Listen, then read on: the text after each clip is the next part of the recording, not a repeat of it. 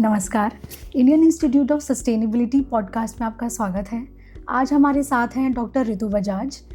ऋतु ji, please अपने बारे में कुछ बताइए हमारी ऑडियंस को। नमस्कार साक्षी जी, प्रणाम सभी को। मैं ऋतु बजाज, मैं इंदिरा गांधी यूनिवर्सिटी मीरपुर रेवाड़ी से आई हूँ और ये रेवाड़ी हरियाणा में है और यहाँ आकर बहुत अच्छा लग रहा है। और सबसे पहले तो मैं आपका धन्यवाद करना चाहूँगी, इंडियन इंस्टीट्यूट ऑफ सस्टेनेबिलिटी का धन्यवाद करना चाहूँगी कि उन्होंने मुझे यहाँ बुलाया। और एज सस्टेनेबिलिटी मीन्स, और हम सब लोग सस्टेनेबिलिटी को प्रैक्टिस करते हैं, सस्टेनेबिलिटी एज अ हैबिट हम सबके अंदर होना चाहिए। तो सबसे पहले तो मैं इस चीज़ को प्रोपोगेट करूँगी आज। ऋतु जी, मैं आपसे जानना चाहूँगी कि सस्टेनेबिलिटी पे आपके क्या विचार हैं? साक्षी जी, सस्टेनेबिलिटी एक होलसम वर्ड है, एक होलिस्टिक वर्ड है। सस्टेनेबिलिटी एज अ हमें प्रैक्टिस करना चाहिए। मतलब बेसिकली सस्टेनेबिलिटी हम आजकल इट फैशन वर्ड नहीं है। सस्टेनेबिलिटी इन हैबिट मीन्स मैं जो भी करूँ उसमें सस्टेनेबिलिटी हैबिट में आना चाहिए। जब मैं घर से जाऊँ तो सभी लाइट्स ऑफ करके जाऊँ, एक्स्ट्रा फैंस ऑफ करके जाऊँ। इवन हम आरओ का वाटर यूज़ करते हैं, आरओ का वाटर हम बाहर वेस्ट होता रहता है, उसको रीयूज़ करें, उसको कलेक्ट करें किसी चीज़ में, रीयूज़ करें। और रीयूज़ से हम इवन उससे कपड़े भी धो सकते हैं, पोछा लगा सकते हैं। मतलब you should be reused. Anything and everything should not be wasted. जहाँ पर हम वेस्टेज को रोकेंगे वो सस्टेनेबल कहलाएगा। तो आपकी डेली दिनचर्या में शुरू से सुबह से लेकर रात तक सस्टेनेबल प्रैक्टिसेस को आपको अडॉप्ट करना चाहिए। जैसे हम बहुत छोटी छोटी चीज़ें बच्चों को भी समझाते हैं, इंस्टीट्यूशन में बताते हैं। हम इवन किचन में, बिकॉज हम we are serving the house, घर में खाना बनाते हैं, तो दाल का पानी है जो भी हम वॉश करते हैं, डेली वॉश करके ही बनानी हर चीज़ को। वेजिटेबल्स को जो वॉश करते हैं उस पानी को वेस्ट नहीं करें। उसके अंदर इतने अच्छे इंग्रेडिएंट्स आ जाते हैं। उस पानी को इकट्ठा करें एक कंटेनर में, प्लांट्स में डाल दें, तो वो जो प्लांट्स को भी जो खाद चाहिए वो उनसे इनडायरेक्ट फॉर्म में उनके पास आ जाएगी। और मतलब इनडायरेक्ट फॉर्म में आपने इकट्ठी की और वहाँ पर डायरेक्टली आप दे रहे हैं। तो आप एक जो आपके लिए वेस्ट है, उस वेस्ट से कुछ अच्छा कर रहे हैं, दैट इज सस्टेनेबल। तो सस्टेनेबिलिटी एज अ हैबिट सबसे पहले तो हमें, बिकॉज बीइंग विमेन, आप और मैं दोनों घर संभाल रहे हैं, फिर हम इंस्टीट्यूशंस को या संभाल रहे हैं, तो वो हमारी आदत में आना चाहिए, हमारे व्यवहार में आना चाहिए, हमारे परिवार में आना चाहिए और परिवार से फिर देश में आगे बढ़ना चाहिए। तो ऋतु जी, जैसा कि आज आपका सेशन है यहाँ पे इंडियन नॉलेज सिस्टम के बारे में, तो मैं जानना चाहूँगी कि उसके बारे में आपका क्या ख्याल है?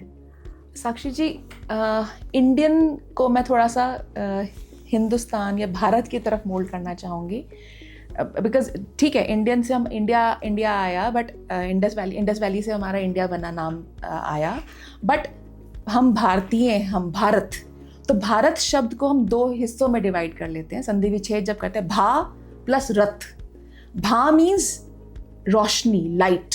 तो भा जैसे हम बोलते हैं रोशनी, जैसी रोशनी आती है। रथ मीन्स लेने वाले। तो ऐसे देश में जहाँ पर रोशनी है और उसको लेने वाले लोग इन्वॉल्व हैं, ग्रैब करने वाले, लेने वाले लोग इन्वॉल्व है। रोशनी मीन्स ज्ञान। तो इंडियन नॉलेज सिस्टम यही है, मीन्स भारत, हमारा देश, अखंड भारत, जहाँ पर लोग इमर्स्ड हैं, जहाँ के लोग नॉलेज अटेन करने में लगे हुए हैं और लगातार नॉलेज अटेन करने में लगे हुए हैं। जो एक मिसकंसेप्शन है कि हमारा ज्ञान, मतलब ज्ञान या विज्ञान यूरोप से आया, बाहर की कंट्री से आया, ये बिल्कुल गलत है। हमारा ज्ञान और विज्ञान, हमारा विज्ञान सबसे पहले शास्त्रों से शुरू हुआ। हमारे पास हर तरह का शास्त्र अवेलेबल है और हमने पढ़ा नहीं है, शायद उसकी कमी है अभी, जो इंडियन नॉलेज सिस्टम आगे स्प्रेड करने में हेल्प कर रहा है।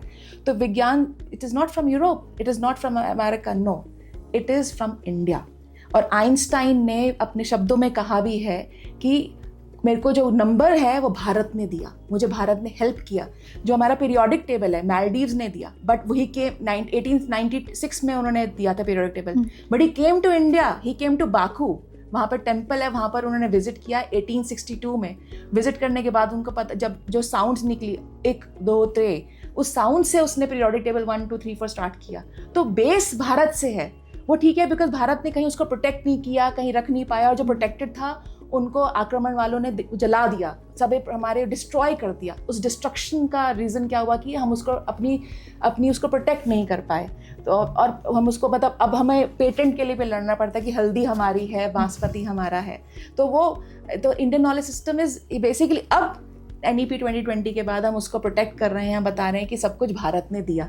ज़ीरो, अगर आपको गाना भी याद हो पुकार मूवी का, ज़ीरो दिया मेरे भारत ने, भारत ने, मेरे भारत ने, सभ्यता जहाँ सबसे पहले आई।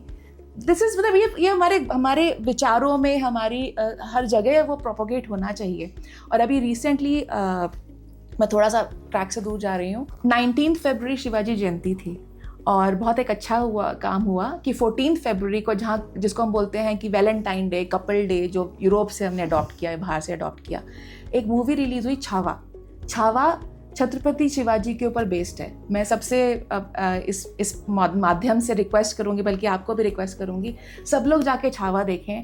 वो देशभक्ति जो हम बात कर रहे हैं, वो एक्चुअली हम सबको नॉलेज वो अटेन करने की ज़रूरत है कि किस तरह से शिवाजी ने किस तरह से पूरा प्रोटेक्ट किया, पूरे देश के लिए क्या क्या किया। और यही हमें चाहिए, हमें धीरे धीरे अपने रूट्स को समझना है। जब हम रूट्स को समझेंगे तो हम यूरोप की तरफ बाहर नहीं जाएंगे, वो सब हम यहाँ लेके आएंगे।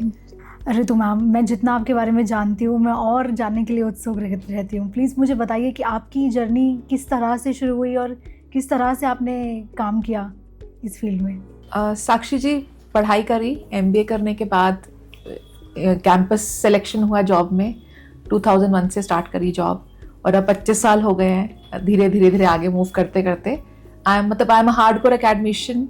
एकेडमिक्स के साथ साथ एडमिनिस्ट्रेशन में मूव किया, रजिस्ट्रार की जॉब करी 2 स्टेट यूनिवर्सिटीज़ में। एक तो वुमेन यूनिवर्सिटी थी, हरियाणा की फर्स्ट वुमेन यूनिवर्सिटी थी भगत फूल सिंह महिला विश्वविद्यालय, और हरियाणा की फर्स्ट स्किल यूनिवर्सिटी। इन दोनों में एज अ रजिस्ट्रार एडमिनिस्ट्रेटिव काम करने का मौका मिला और धीरे धीरे सीखते गए। अपने एक्सपीरियंस लगा कि जो हम सीख रहे हैं हमें अप्लाई करने का मौका मिल रहा है। और शायद सस्टेनेबिलिटी भी यही है कि जो आप सीख रहे हैं उसको हैबिट में लेके आएँ, उसको परफॉर्म करें।